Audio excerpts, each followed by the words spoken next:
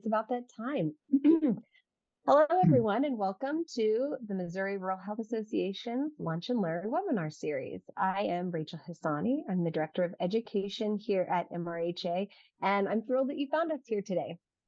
We are joined today with our partners at Rocket Media and Gus Wagner for a webinar on small town social media. If you have any questions during the webinar, feel free to drop those in the chat. You could raise your hand. I'll keep an eye there and try to bring those to Gus's attention as we go along. Feel free to reach out to me directly if there's anything else that I can help with. I will drop my email address in the chat as well. Today, we want to let you know that we will be recording this webinar and then posting it to MRHA Connect. So you can share it after the fact with your colleagues or view it again yourself if you wanted to go back and check on anything. We'll also have an asynchronous chat on MRHA Connect on our discussion board, where you can also continue the conversation or post any questions following the webinar. So like I said, this is part of a series, and next week, our webinar on the 15th, that is with the Missouri Council on Aging. So we'd love to see you again for that one or any of our upcoming events. You can find those on our website. So with that, I will pass the mic on over to Gus, and Gus, feel free to take it away. Thank you, Rachel. Thank you. Welcome, everybody. I appreciate you joining us today. And for the folks who are watching this on tape delay or recording, we welcome you as well. And feel free to send any questions our way. There we go. Oops. I think the full screen presentation is messing up just a little bit here. Let me just do it the old-fashioned way. So as Rachel mentioned, I'm Gus Wagner. I own a company called the Rocket Group, and we're a full-service marketing agency here in Jefferson City.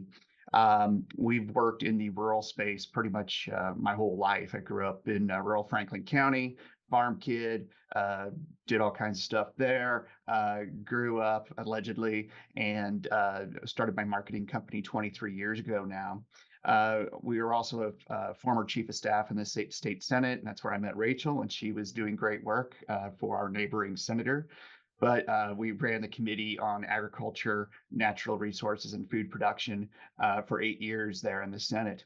When it comes to social media and communications and such, we do a lot of different things for a lot of different folks. We work coast to coast from the north to south across North America for firms from the Fortune 100 down to local small businesses and everybody in between. Additionally, I'm a 5-time certified social media strategist. We do about $1 million a year on Facebook Meta advertising. And I'm not an expert. You can't be an expert in social media because the things change so fast. A new platform comes out, or Facebook or TikTok or one of these platforms changes something and it messes everybody up. So we're all playing a game of catch up because we're all living on rented land of the social media platforms. And then our commitment to rural is very lengthy as well. As I mentioned before, we recently started a new brand called the Rural Agency. And through that, we are working with, mainly with magazine productions like the Rural Electric Magazine Network across the country. You may receive Rural Electric Magazine, or excuse me, Rural Missouri Magazine, like this one here at your homes or offices. The largest print publication in Missouri, and our sister publications are the largest print publications in 26 states. We also have a long and lengthy history communicating on behalf of and for and with the rural electric cooperatives all across the country as well. So just a little bit there. If you attended our presentation at the conference last November, some of these slides may look a little familiar, but a lot of them are going to be updated, and they're just reference points anyway, because what I'm speaking on is current and up to date and the latest piece of information. But I will say that anything I say here, here's my asterisk waiver, if you will, we would need everything here to be, of course, HIPAA and OSHA and House rules compliant. So always run it through that filter before you do anything in marketing or communications for your agency or office. As Rachel mentioned, if you do have any questions, you can put them in the chat. You can put them in the box there. I see a couple icons up there, 4 icons already. But feel free to shout them out, turn off your mic, and jump into the conversation. We'd be glad to have that conversation.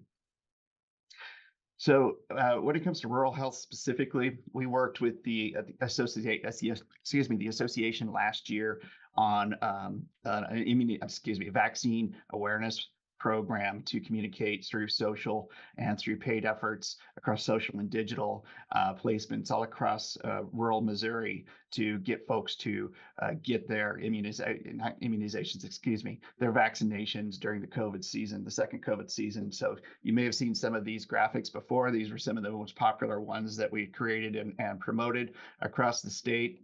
And here's kind of a highlight of what we did there. 195,000 impressions. I'm sure 196,000 people went and got their shots after seeing these posts.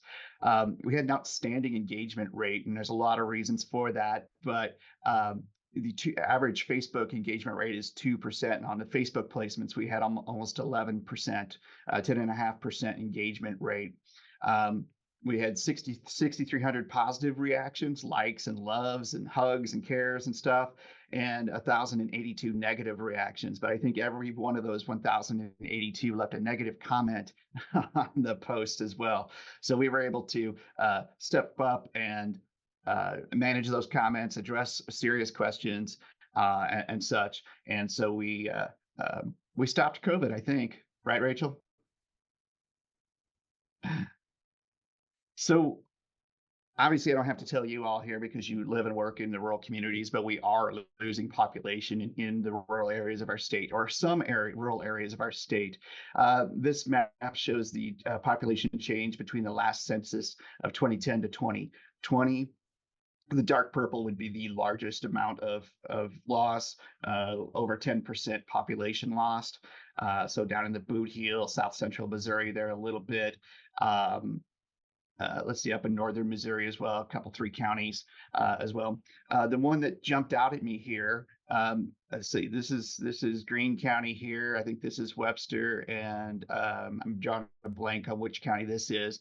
But this right here is Phelps County in Rolla area. So they had a 2 to 10% increase in population. So a lot of these areas, well, every county in our state has a rural area in it. Even Jackson and St. Louis have unincorporated areas in them. So we may be losing some population in some areas, but we're holding steady in others and gaining population in other areas here across the state. So the population did not change much overall in Missouri in the last census period, but it has shifted as to where these folks live. But that doesn't mean we don't need to support and help the folks who are still in South Central Missouri and in the Boot Heel, as you know. Just to put this in perspective here, as well, these are the 5, 6, 7 largest areas in Missouri where 50% of the population lives. So in those gray counties, though, we still have 1.8 million residents, and folks in those counties through demographic targeting to consider themselves to have an interest in rural areas. There's 200,000 folks in those areas that are active online in rural topics, rural demographics, rural interests. So those are people that we can communicate with and help to have them further our message along as well. And we'll get into some of that here in a little bit as well, a couple slides from now. So social, we're going to talk about traditional media, we're going to talk about social and digital media and such through this presentation here, but just look at the overall numbers here. So we've got 207 million users above 18 that are using social media, any social media platform. And that number was calculated at the beginning of 2024. That's around 77% of the total population of America. And more broadly, as it says here, 72% of the folks were using at least one of those platforms. So they were an active user, what we refer to as an MAU, a monthly active user. So 72% of that 77%. So that's still a significant audience. And as we've always seen in the almost 15 years, 17 years now that we've been active on social media marketing, since the platforms opened up to marketing, the population always skews female. Yay, right? 51% female, 48% male. So, and and I trust this number because we see it on every page that we manage, and the hundreds and hundreds of pages that we've managed over the last 15 or so years that social has been available. It's always had a female dominated audience, and that audience, the largest age demographic in that range in social is always 35 to 44, somewhere in that range. Each platform kind of measures that different, but that 35, that mid 30s to mid 40s, late 40s range is the most popular age demographic. And don't let some people say that young people aren't on Facebook, or young people, don't go there because grandma's there, et cetera. That's not true. The numbers are fairly even. I mean, obviously the younger ages are a little bit lower, but they're still very strong up into the 20 and 30% age range of the younger demographics there. So how should we converse with these folks? How should we connect with these folks when we're talking online with them? So let's look here at another, I guess, false thought, to put it broadly, that rural folks aren't on social because of whatever reasons. Internet access is usually bandied about as the number one reason that folks aren't in rural areas or not. But as this chart shows, and this is from this year by a company called Urbanity, you can see the breakdown here. So not everyone in rural is on social, but 66% of us are on social media, and that's fairly consistent, not too far off from our cousins in the city and our cousins in suburban America as well. And so let's look at traditional media for a second. Obviously, papers and newspaper and radio and everything else, as billboards, are still out there and still available, and people still do pay attention to them, but they're not the movers, obviously, that they were a generation ago when we were all a little bit younger. So there's almost 21 million printed newspapers in circulation on a daily basis in the country, and that number is falling since 2021, as it shows there. Around a third of the country still does read a local newspaper in print or in digital on a weekly basis. So those platforms are still valuable, especially in our rural areas where all we have is a weekly newspaper in a lot of parts of Missouri. So those are still, the backbone of a community. But the 24/7, 365 communication platform of social allows us to communicate in much faster and trackable and affordable ways than some of the print, and of course on television as well. You would think, to see the news, that every American is glued in front of their TV on 24-hour news every day or every night when they get home. But we can see here that the average daily ratings, the average daily audience count for a Fox News or an MSNBC or CNN is very, very small compared to the 330 million Americans in the country. So just over 3 million Americans are watching Fox News on a daily basis. MSNBC 983,000, and then CNN, as you see there at the bottom, 642,000. HGTV, is probably on in your office right now, out in your waiting room maybe, and that's 788,000 folks that are watching HGTV. So I put these numbers here to compare to that social audience number of those hundreds of millions of folks that are out there using those platforms on a daily basis, to reach it compared to the single digit millions that are watching on TV, and then the hundreds of millions that are doing it every week in print. Social is obviously taken over the world, and taken over the world of modern communications. Any questions so far? See, okay, all these comments are from Rachel. Just wanted to make sure I didn't miss anything. So let's talk about forms of media, earned media versus owned media. Your owned media would be your email list, your social media platforms. If you have a newsletter that you mail out to your patients or your community, those type of platforms that you actually physically own, and you control the message that's being published through those channels. You have 100% control over that. Versus earned media, where you're making headlines. You are, somebody at your clinic or your office has made this major breakthrough here. Now you're front page news across your community or across the country. That is earned media. And earned media is very, very valuable because then you've got other types of media, obviously broadcasting your message out there and broadcasting your name and your news out there. The owned media is very, very powerful along because obviously you control it, and because you can say what you want as long as it's correct, and influence the audience that you're trying to influence as much as you can.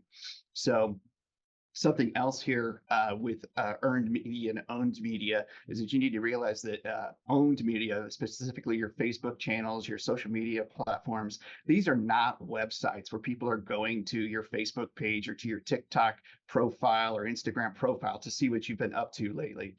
99% of all engagement and impressions take place in the newsfeed, where you're scrolling and seeing what's on Facebook or TikTok, et cetera. That's where all the engagement's taking place. So to reinforce that point, the average shelf life, the average lifespan, if you will, of a social media post ranges anywhere from mere single minutes, like on a tweet, to about 4 hours on a Facebook post. And then others are in between. Your LinkedIn's and your YouTube's are going to have a longer lifespan. But if you're communicating with the most transparent platform, which is Facebook, you've got about 4 hours of lifespan in an average post. Additionally, those posts are organic posts, which means you're just posting to your page and not doing anything to promote it, or there hasn't been any engagement yet.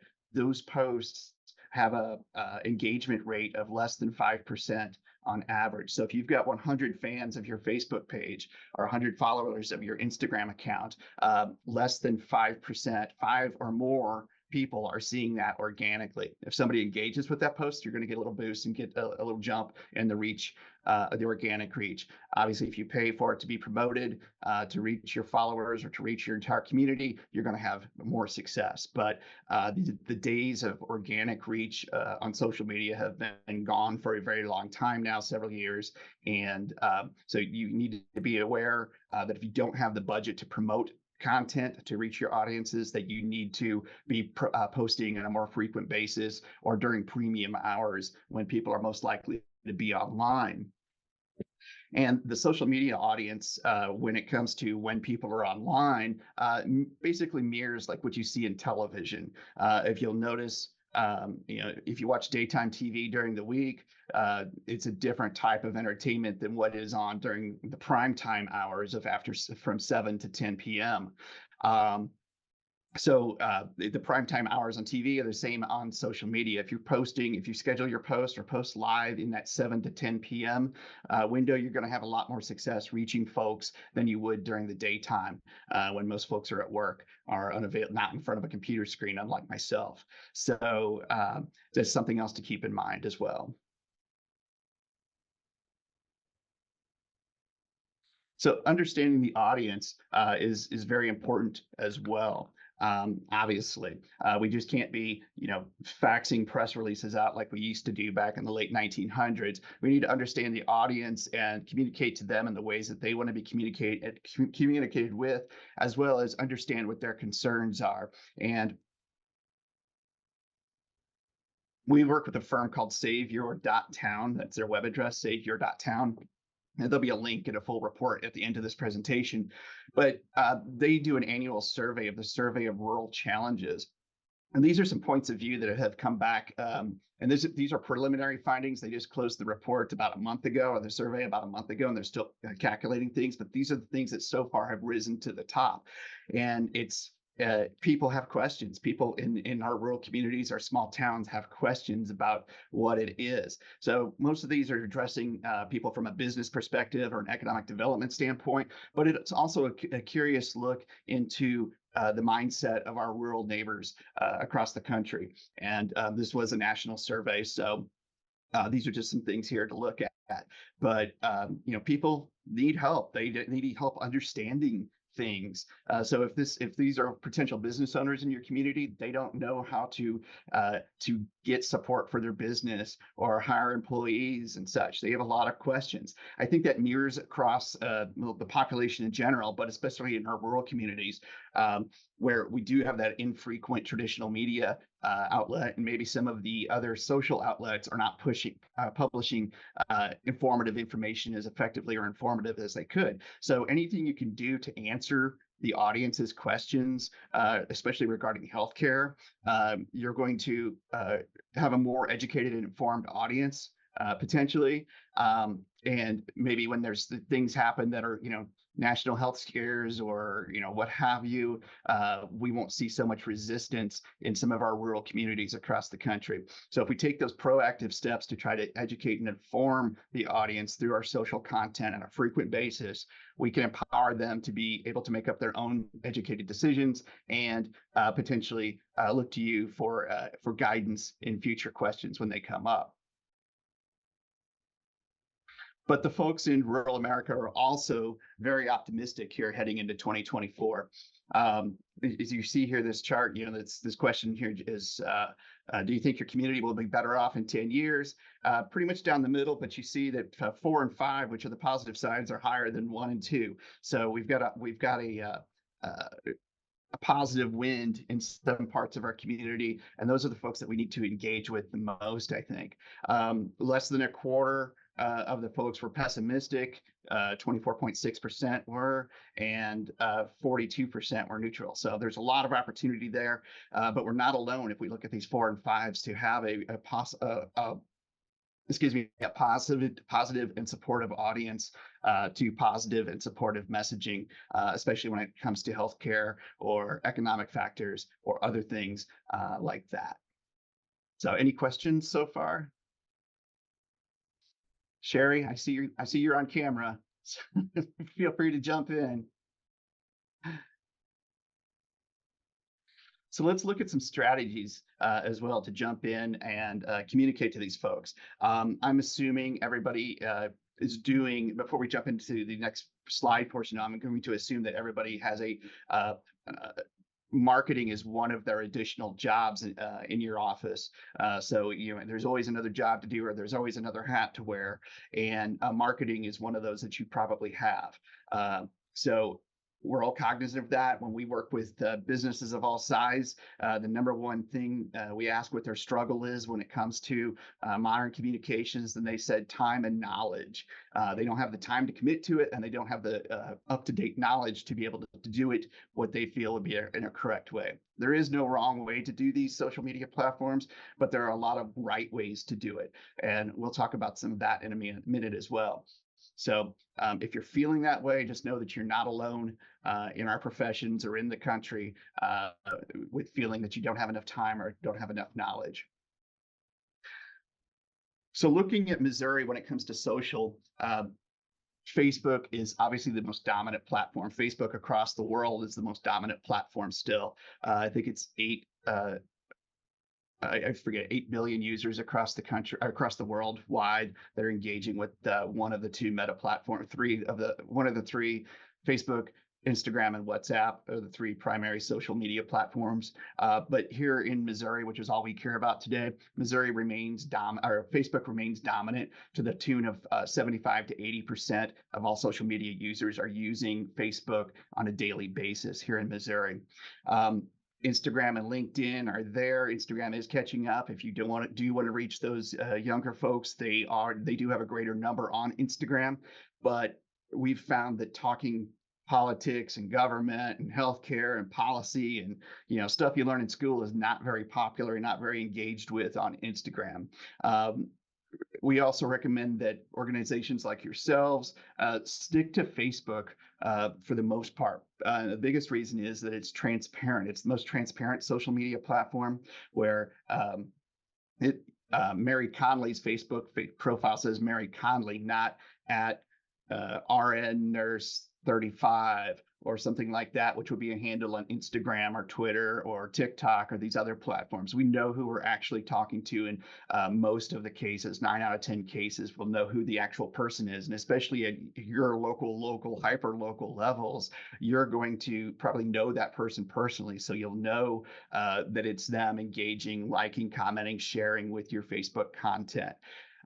Otherwise, if you focus on these other platforms, you're trying to chase other types of audiences, you're going to have a lot more time, which you already don't have. You're going to have to spend a lot more time engaging with trolls and folks that are going to attack you negatively because they've got a screen to hide behind and a fake name to hide behind. So our recommendation is in our professional worlds that we're trying to communicate with the public, the general public, we want to focus on Facebook the most.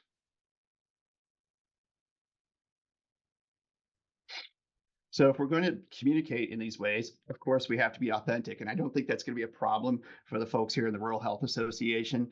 Obviously, because of that one slide with the HIPAA and everything else, we do have to be authentic and such. If we're stretching the truth, if we're exaggerating or trying to raise alarms, you're going to be called out on it very quickly. We just came out of the election season.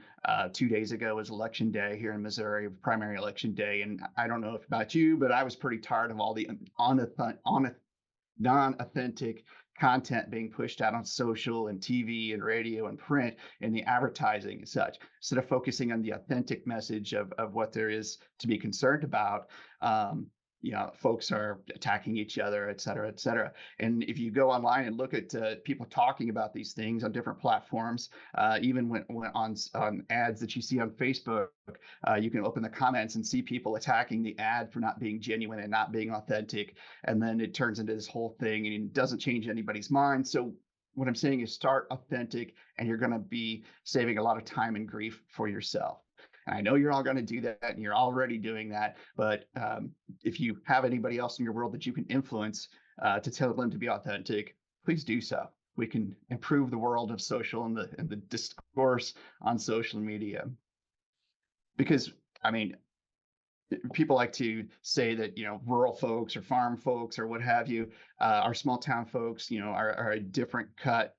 Well, I think in general, people are generally the same in a lot of different ways. They're going to sniff out people who are lying to them and such. But in our rural areas, we will turn our back pretty fast on people who are not telling the truth in a lot of different situations. So the small town folks here, our rural folks, they value the trust. They value the genuine relationship. They value that you understand who they are and where they live and what their situation is.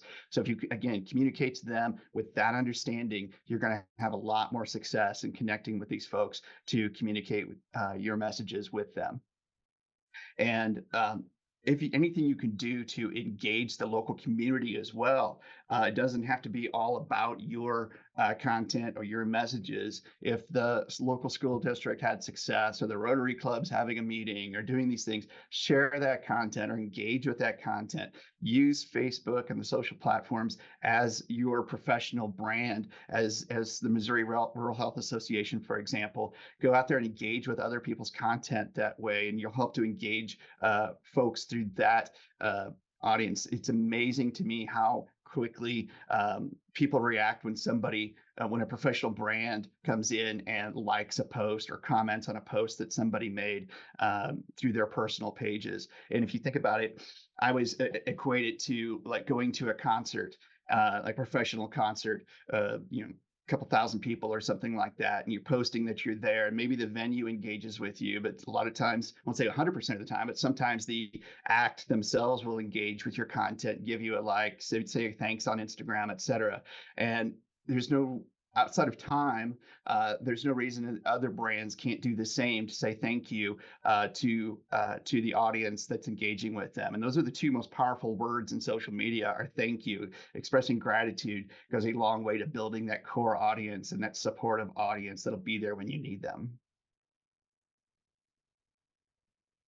So again, engage, don't broadcast. At some point we're going to have press releases and we're going to have medical alerts or health alerts or what have you, or scam alerts. Maybe you have to unfortunately deal with that situation as well. There's going to be that type of news stuff, but the more you can put out stuff that is engaging through any form of media to educate, inform, and even entertain the audiences that you're trying to connect with, they're going to be more likely to respond, engage with your content, and that's going to increase your success in the algorithm, give you a longer lifespan, help you reach more folks, and help you to spread your precise message that's out there and help to get that correct information out with the folks. So again, engage, act like the page, thank your folks for commenting or sharing, doing those things.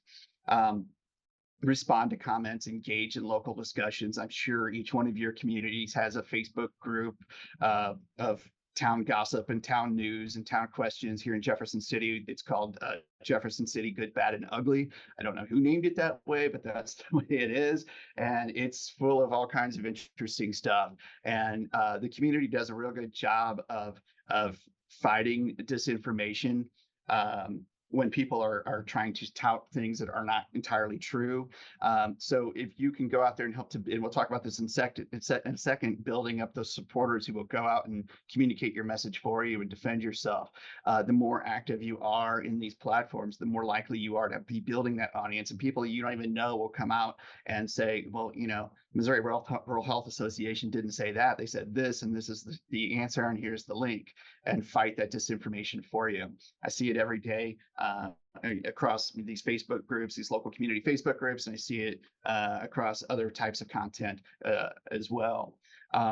And if you can do anything to help share that local news, like I mentioned before, if you've only got a weekly newspaper, help to share local news that's happened so people don't have to wait till Wednesday or Thursday when the newspaper comes out that week. Help them to spread that news of local achievements, especially if there's local business achievements, engaging with those professionals. They're going to share that content as well, because they're all looking for content to engage with just as much as everybody else. So just and be engaging, don't be broadcasting all the time. Can I pipe in with a question here? Of course, Rachel. So I feel like we're often as a group starting to establish a presence on social media, just sort of screaming into the void. Look at us, hello.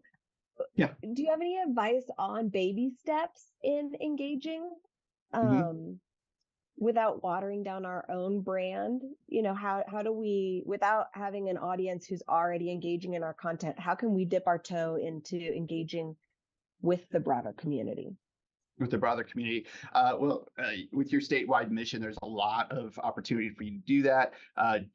One, going out and making sure that you are liking and following all of your membership on their social channels. And so you can take that, that's just the lowest hanging fruit, engage with your audience that way. And then we'll use Facebook as the example. You set Facebook to act as your page. You go to your news feed. It's the same as your personal news feed, and you can see what somebody posted from the Callaway County Health Center or the Barton County Health Center. Whomever, engage with that content. If it's something, an achievement that somebody in the office had, or somebody professionally that's linked to your mission, share that content. That's an easy way to do that as well. But just liking and commenting on those posts is going to help you to engage your own membership, helping to engage the general public as large. That's going to be a little bit tougher than that low-hanging fruit from your perspective. But things coming from the state departments. The state departments do not have large social media audiences either. So anything you could do to help to further those things that are relevant to your mission, coming from the Department of Health and Senior Services or whichever sub-department that is relevant to rural health or relevant to healthcare in general, those are things that you can help to share and maybe link in, here's our link to local resources, or call us for connections in your home area, things like that, to add a call to action to that shared post. but celebrating people, celebrating events, just doing things that are not all just boring healthcare talk or marketing talk in my world. Doing things like that is going to help to grow. And then I don't those news type things, those are going to be the things that people share, I think. But also, if you've got pictures of happy smiley faces at the conference, or awards or what have you going on, those are things that your membership will share as well, or at least have the potential to share. So those are just three different ways to start to take those first three baby steps. To have the truest, most success to engage the general public, I think you're going to have to look at paid efforts on a statewide mission, just like we did for the COVID campaign. So local influencers, these are the folks that we need to engage the most. These folks are going to, whether they're community leaders, the mayor, the county commissioner in your home area, or just, everybody's favorite farmer, or the bar owner, the barkeep in your community. These are people who are talking to the community members out there, and especially in those bars, trust me, they're all out there talking and gossiping and such. And if you can empower these people with accurate information, you're going to have some champions out there to get the truth out. So, identify who these people are, whether they're faith leaders, community leaders, elected leaders, what have you. Moms are always an important group to try to influence and engage as well, because there's a lot of folks at different stages of family, if you will, that may not be telling others the accurate information or what have you. My grandma's things the things my grandma did may not work today, or we have better ways of doing it. So these are types of pieces of information that can get out there. And it's something you've got too, is you have people walking in. So if you've got a super patient, or Uncle Jimmy's coming in once a week for this, that, and the other, and he's okay with it, and it's all compliant and such. Hey, we're always happy to see Uncle Jimmy, and he's a town celebrity. Post that picture up and say, hey, it's great to see him again, or everybody giving him a hug or high five or something like that. Just some fun engagement type of content. So it paints you as supportive of your patients. It paints the patients that are, hey, I'm willing to say, I'm supporting Barton County Health here. So look for those type of folks that can be your influencers for you, and become local influencers yourself. While you're developing that base of folks who are going to help to communicate your message, go out there into the community. Go, if you're doing the county health fair, you're doing the school checkups, or whatever community events, be sure that you're posting about that you're out in the community. You had the tour of the Boy Scouts came into the office today to see what this is all about.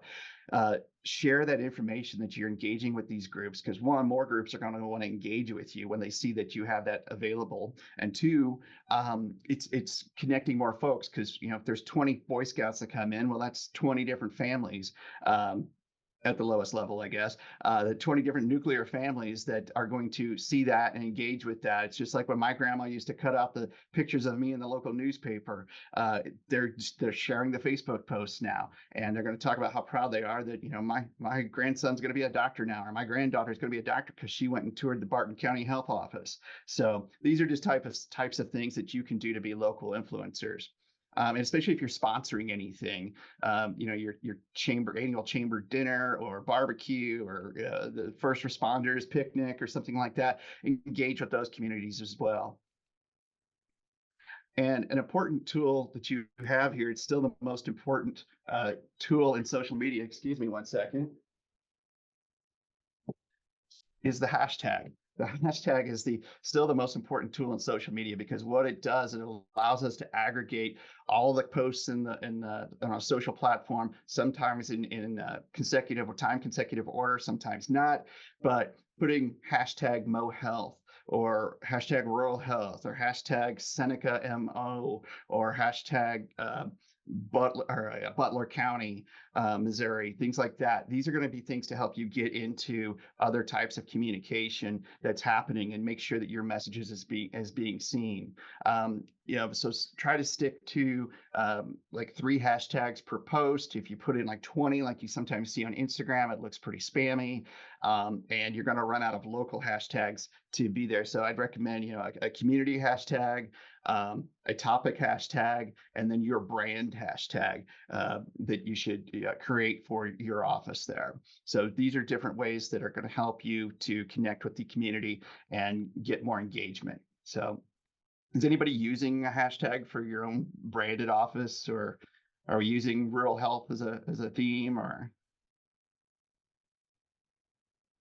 yeah, okay. And so, like I said, budget time and money, excuse me, you need to budget your time and money to use social. Obviously, it's free, but it's free like a dog. If somebody gives me a free drink, hey, that's cool. I'll buy the next round. Somebody gives me a dog, I've got probably a 10 to 15 year, hopefully longer commitment to that free dog that I've got, and it's going to cost me thousands of dollars a year. Social is the same thing, free to use, free to sign up, free to have the account, free to post, etc. But it's taking time, it's taking research potentially, it's taking, okay, I took a picture on my phone, now how do I get this to my PC?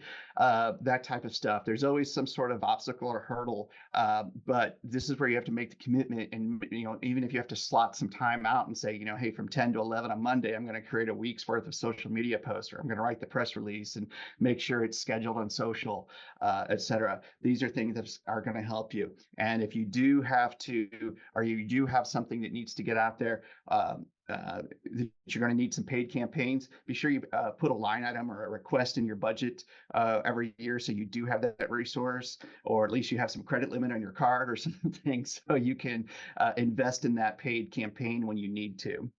And it's very, very affordable. Most of our communities, our rural communities, we're talking less than 20,000 people. We can reach all 20,000 of those people in a week for like $5 a week. Actually, the minimum is $1 a day, so $7 a week. You can reach your entire community that's engaged on social for that price. So it doesn't need to be a $1,500 ad or anything like that. You can reach it for a very affordable investments. And something else we need to be doing to make that commitment in your time and your money budget allocation is for learning and sharing. Go and like and follow the other your peers out there, the state association, the National Rural Health Association. See what they're doing, see what they're publishing, how they're engaging with their audiences, and maybe you can learn some inspirational things from your peers. But also look and see how big brands are doing it. Your big brands, your Fortune 100s, are frequently guilty of just making a post and letting the people go wild in the comments, and just letting that stuff sit there, and it just creates more and more sometimes negative content if there are comments, if the trolls get in there and start messing things up. But see what it is that they're doing, the big brands are doing to attract attention. Is it video? Is it cool graphics? Is it a live video? Different things like that. There's no shortage of forms of content that you could publish on social and such, but you can also take a lot of inspiration from what folks are doing, and then also you share with your peers. I don't know if you all have a Facebook group for the communications folks or managers. Rachel, do you have a private group or anything like that? Okay. I'd suggest maybe starting there as another one of the baby steps. Create a group and bring the different professions, if you will, in rural health into these Facebook groups, and there'll be a good opportunity for learning and sharing within that as well. Something here that I would suggest to you, again, another very affordable thing. This is Jennifer Radke. She's the head of the National Institute for Social Media. They're out of Minnesota. They run virtual education programs for social media and offer certification for all, I don't know, hundreds and hundreds of topics. Very good friend of mine. It's something that you might want to consider. There's a QR that goes to their website. You don't have to get it right now. I'll share these slides with Rachel here so she can put it up into the new Facebook group. But I'd suggest checking this out. You know, we're maybe talking like $100 for a class on local marketing or somewhat, something like that. So we're getting real close. Just a couple more slides here. Any questions? Anything sound like a load of crap that I said, or you want to call me out on? There we go. Jonathan, thank you. My main job duty is IT, but my Wednesday mornings are dedicated to social media and marketing. Awesome. See, and like I said, Jonathan's wearing multiple hats at the same time. So, just like everybody here, probably, and myself included. So, but if there are any questions, and we'll have some time at the end of this as well. Feel free to jump in, to turn your mic on, and we can handle it that way as well. But the one takeaway I wanted to say, usually I use this washing machine joke because my mom used to always tell me, the takeaway was, if you're leaving the room, take something with you, take the laundry with you. Well, I try to emphasize that the same thing in these presentations. I want you to know this is that the takeaway is it's always going to be the thing that you didn't think that's what blows up. It's going to be something goofy, something fun, picture of the doc with, funny glasses on, or Halloween costume day, something like that. Those are things that are going to blow up for you, not the serious stuff about it's immunization season or athlete physical season or what have you, whatever you're doing right now with back to school stuff. That stuff's critically important to your mission and your communications plan, but it's always going to be the goofy stuff that blows up. The other thing that's going to blow up is if you make a mistake. Go ahead and misspell a word if you want to get some engagement on your social content and such, and so forth. Here is some more of the questions and answers from the survey, the rural survey, and there's a link here at the bottom of this page. This is a hyperlink in the presentation slide, so you can jump over there and see what folks are saying across the country and what the attitudes and thoughts are from across rural America. And then this is our shameless plug here, all of our services that we offer for folks across rural America. As far as, it's kind of a silo system here, but it's more of a cafeteria. Pick and choose what you want. And if there's anything we can help you with, some other services to help you save some time and money, we'd be glad to help you. Again, there's a link right there to our rural services page. But I just say thank you, and I'll take your questions. I do appreciate it.